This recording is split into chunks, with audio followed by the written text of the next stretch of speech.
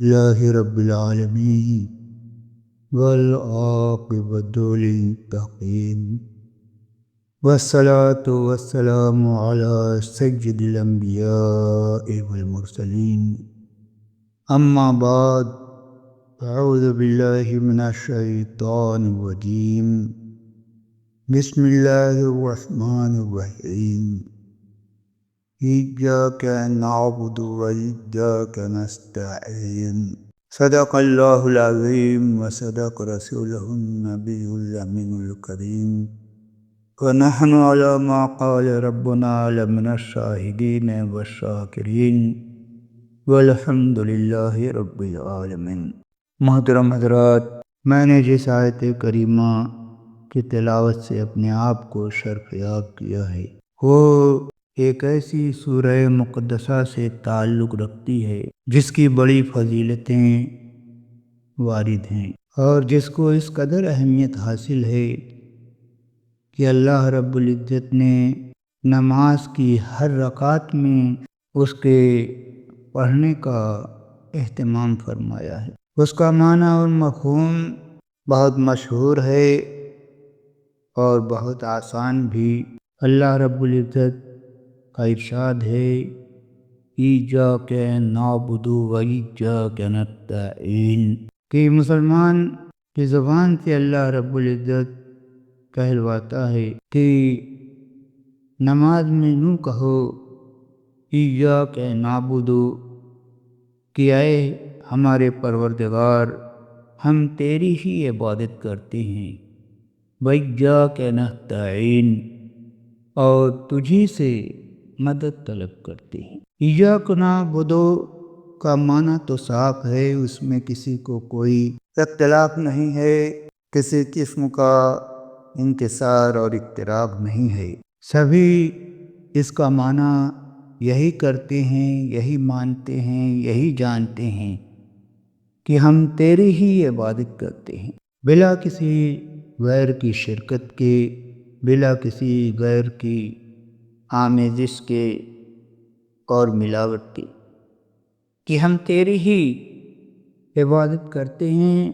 نہ اس میں حقیقی اور مجازی کا کوئی فرق ہے، نہ اس میں ظاہر اور باطن کا کوئی فرق ہے، نہ اس میں کسی بھی سطح اور جہت کا کوئی فرق ہے۔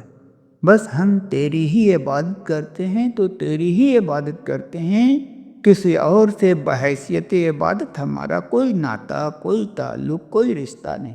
لیکن وایاک نستعین کے مفہوم میں یوں تو صدہا سالوں سے اس کے مفہوم پر کوئی اختلاف اور انتصار رہا نہیں، مگر ادھر کے ایک دو صدی میں اس آیت کریمہ کے مفہوم اور معنی پر کچھ دبیس چادریں باطل کی چڑھانے کی کوشش کی گئی ہیں، جن کو سمجھنا اور جاننا بہت ضروری ہے، نہیں تو ہمارا ایمان بھی خطرے میں آ سکتا ہے۔ معنی ہے کہ ہم تیری ہی عبادت کرتے ہیں اور تجھی سے مدد طلب کرتے ہیں، تجھی سے مدد طلب کرتے ہیں۔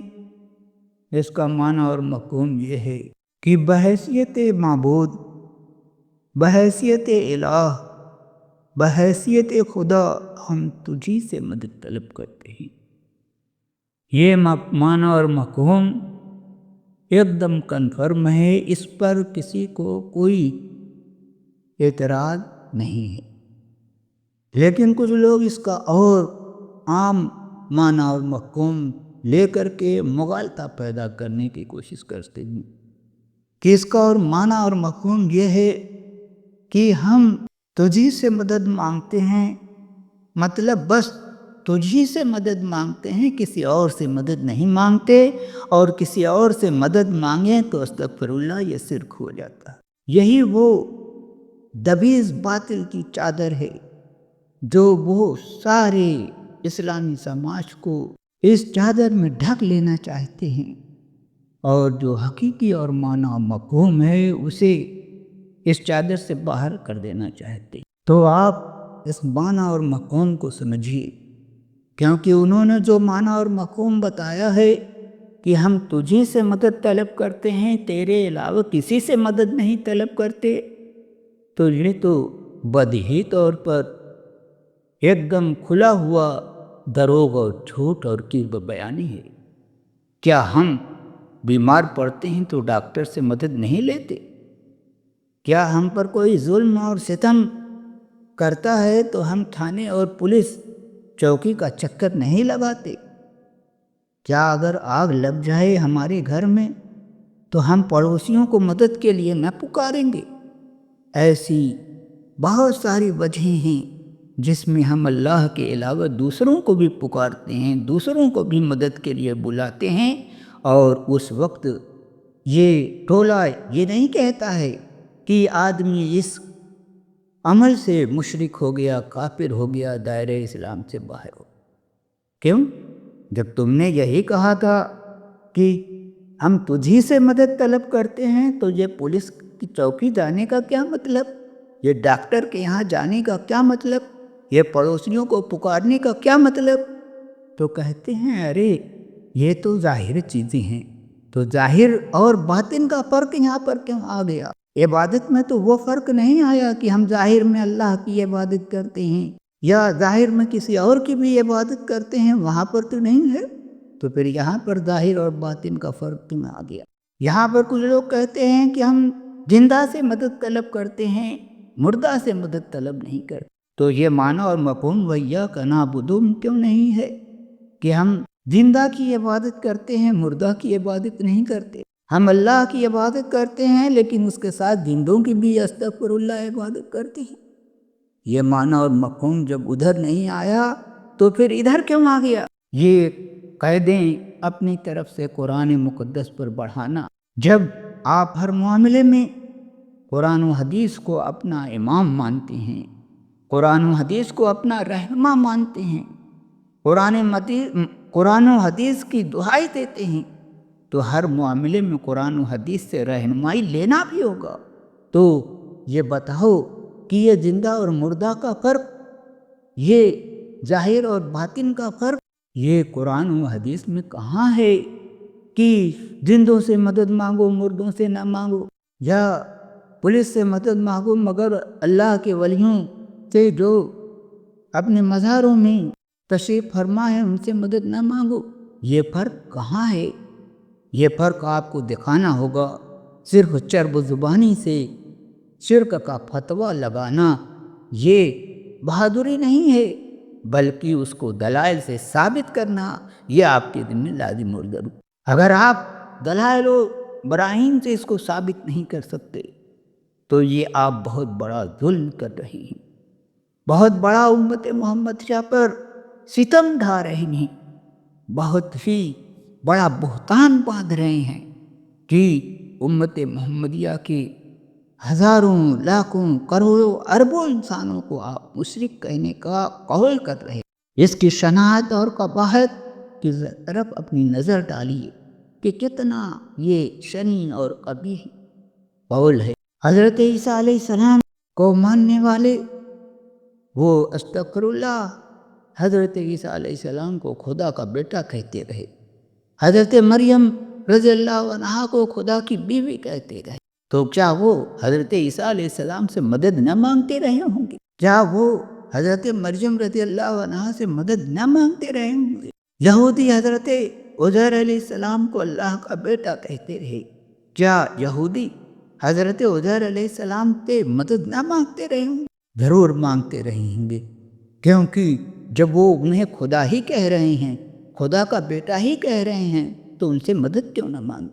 لیکن قرآن مقدس نے اور حدیثوں نے کہیں بھی ان کے اس قول کا ذکر کر کے انہیں مشرک نہیں قرار دیا، بلکہ ان کے اس قول پر کہ انہوں نے خدا کا بیٹا کہا، خدا کی بیوی کہا، اس پر تو قرآن نے بڑی گرہدار انداز میں ان پر شرک اور کفر کا فتویٰ لگایا، کفر اور شرک کا حکم لگایا، اور ان کے اس قول کو فرمایا کہ یہ ایسا قول ہے کہ قریب ہے کہ اس قول کی شناعت اور قباحت کی وجہ سے زمین و آسمان پھٹ پڑے، ایسا شنیع اور قبیح قول ہے۔ لیکن قرآن اور حدیث نے ان کی استمداد عیسیٰ علیہ السلام اور استمداد مریم اور استمداد حضرت عزیر علیہ السلام پر کہیں کفر اور شرک کا کوئی فتویٰ نہیں لگایا، کوئی حکم نہیں لگا، بلکہ ہم تو دیکھتے ہیں کہ حضرت زکریہ علیہ السلام نے ایک پیڑ سے بوقت ضرورت مدد طلب کی، پیڑ نے ان کی مدد کی بھی، اس پر بھی ان پر کوئی کفر اور شرک کا حکم نہیں لگایا گیا۔ اور کفر اور شرک کہاں ہوتا، ایک نبی کی شان ہی سے یہ چیز بہت گری ہوئی ہے کہ نبی کفر اور شرک کے قریب جائے، وہ تو گناہ صغیرہ کے قریب نہیں جاتا ہے، گناہ کبیرہ تو پوجا، وہ شرک کے قریب جانے لگا، ہرگز نہیں ہے۔ ہاں یہ کہ انہوں نے ایک پیڑ سے مدد طلب کی، یہ ان کی شان عرفہ و اعلیٰ کے مناسب اور موافق نہ تھا، اس لیے اس پر انہیں کچھ زجر و توبیخ ہوئی، لیکن اسے شرک کہنا یہ نہایت بےہودگی ہے، یہ نہایت ہی ظلم ہے، اور یہ نہایت ہی شنی اور قبیح قول ہے، اسے شرک کہیں نہیں کہا۔ تو شرک کے معنی اور مفہوم کو سمجھنا بڑا ضروری ہے۔ مسلمانوں کو مشرک کہنے کا عمل یہ سب سے پہلے خارجیوں نے تابعین کے زمانے میں کیا، اور بلکہ صحابہ کے زمانے میں کیا۔ انہوں نے حضرت علی کرم اللہ وجہہ الکریم جو ایک عظیم خلیفہ ہیں اور ایک عظیم عالم ہیں، ایک عظیم شریعت کے محقق اور مدقق ہیں، ان کا کتنا اونچا مقام اور مرتبہ ہے اس کا اندازہ نہیں لگایا جا سکتا۔ انہیں رسول اللہ صلی اللہ علیہ وسلم نے شیر خدا کہا، علم کا دروازہ کہا، اور ان کی بے شمار فضیلتیں، ان کو خارجیوں نے ان پر شرک کا فتویٰ لگا دیا۔ تو شرک کا فتویٰ لگانے والے بہت گزرے ہیں، صرف اس لفظ شرک سے آپ دھوکہ نہ کھائیے۔ شرک کا معنی ہے، شرک کا مفہوم ہے کہ خدا کے علاوہ کسی اور کو خدا ماننا، یا خدا کے علاوہ کسی اور کے اندر ایسی صفت، ایسی خوبی ماننا جو خدا کے اندر بے نہیں موجود ہے، ویسی ہی خوبی کسی دوسرے کے اندر ماننا۔ تو یہ ہرگز نہیں کسی مسلمان کا اعتقاد ہو سکتا ہے کہ وہ اللہ کے علاوہ کسی کو خدا مانے، اللہ کے علاوہ کسی کی پوجا پاٹ کرے۔ یہ کسی مسلمان سے متصور ہی نہیں، آج تک کسی مسلمان کا ایسا شنی اور کبھی قول سنا ہی نہیں کیا۔ اور رہی بات صفات میں شرکت کی، تو صفات میں شرکت کا بھی کوئی قول نہیں کیا جا سکتا، کیونکہ اللہ کی جیسی صفت ہے ویسی صفت کسی اور کے اندر مسلمان مانے، یہ سوال ہی نہیں پیدا ہو سکتا، کیونکہ اللہ کی جتنی صفتیں ہیں وہ سبھی قدیم، اللہ کی جتنی صفتیں ہیں وہ سبھی ذاتی ہیں، اللہ کی جتنی صفتیں ہیں وہ سب جو ہے حدوث سے پاک ہیں، تو واجب و لازم ہیں۔ ایسی صفتیں کسی دوسرے کے اندر ماننے کا کوئی سوال ہی نہیں ہے۔ اگر کوئی خواہ مخواہ ایسی صفت مانے گا تو ضرور مشرک اور کافر گردانا جائے گا۔ تو یہ ہے شرک کا معنی، یہ ہے شرک کا مفہوم۔ اور وَإِيَّاكَ نَسْتَعِينُ کا مطلب ہے کہ ہم بحیثیت خدا تجھی سے مدد طلب کرتے ہیں، اور رہا خدا ہونے کے علاوہ اور جہتیں، تو جیسی جہت رہتی ہے ویسی استمداد کی جا سکتی ہے۔ اللہ کے ولیوں سے بھی کی گئی ہے استمداد، نبیوں سے بھی کی گئی ہے استمداد، اور جو ہے بزرگان دین سے بھی استمداد کی گئی ہے، ڈاکٹر اور پولیس سے بھی استمداد کی گئی ہے۔ تو اس طرح کے بہت سارے معاملات ہیں جس میں استمداد بلا شبہ جائز ہے، اور اس استمداد سے جس کا ذکر قرآن مقدس نے کیا ہے وَإِيَّاكَ نَسْتَعِينُ، اس سے کوئی تعلق نہیں ہے۔ اس میں اس استمداد کا ذکر ہے جو بحیثیت خدا سے طلب کی جا رہی ہو۔ وآخر دعوانا